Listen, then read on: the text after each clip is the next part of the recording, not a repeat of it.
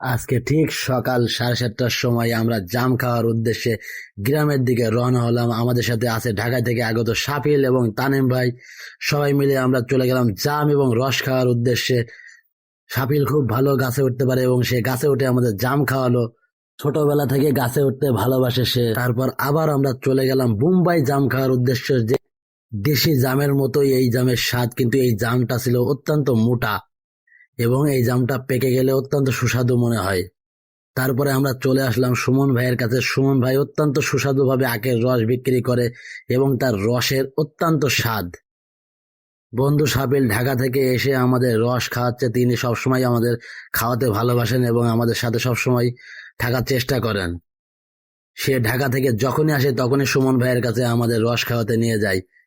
সুমন ভাইয়ের রসের অনেক স্বাদ, তার কারণ একটাই, যে তিনি অত্যন্ত মিষ্টি আখ দিয়ে এই রস তৈরি করেন।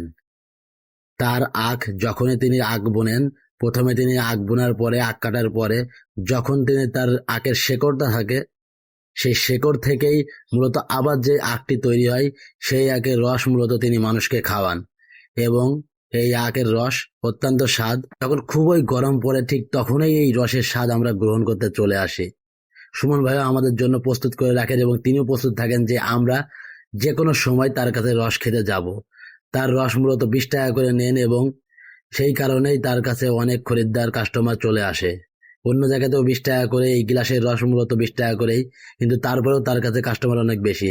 তার সাথে আমাদের বন্ধু রাহান, মারুফ এবং আমাদের বড় ভাই তানিম ভাইও আমাদের সঙ্গে চলে এসেছিলেন রস খাওয়ার জন্য।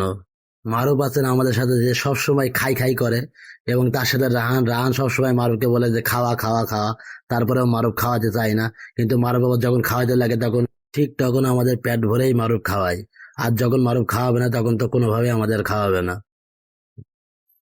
মারুফ সবসময় ব্যবসা নিয়ে ব্যস্ত থাকার কারণে তিনি আমাদের টাইম দিতে পারেন না, কিন্তু আজকে তাকে আমরা হাতের গোড়ায় পেয়েছি। এবং আমাদের বড় ভাই তানিম ভাই আমাদের সাথে এসেছে ঢাকা থেকে আগত। তানিম ভাইকে নিয়েও আমরা জাম খাওয়ার জন্য উদ্দেশ্যে রওনা দিয়েছিলাম এবং তানিম ভাইকে পেট পুরে জাম খাওয়ালাম। এবং ভাবির জন্য আমরা কিছু জাম তানিম ভাইকে দিয়ে দিয়েছি এবং মারুফও কিছু জাম নিয়েছে তার ছেলেকে খাওয়াবে বলে।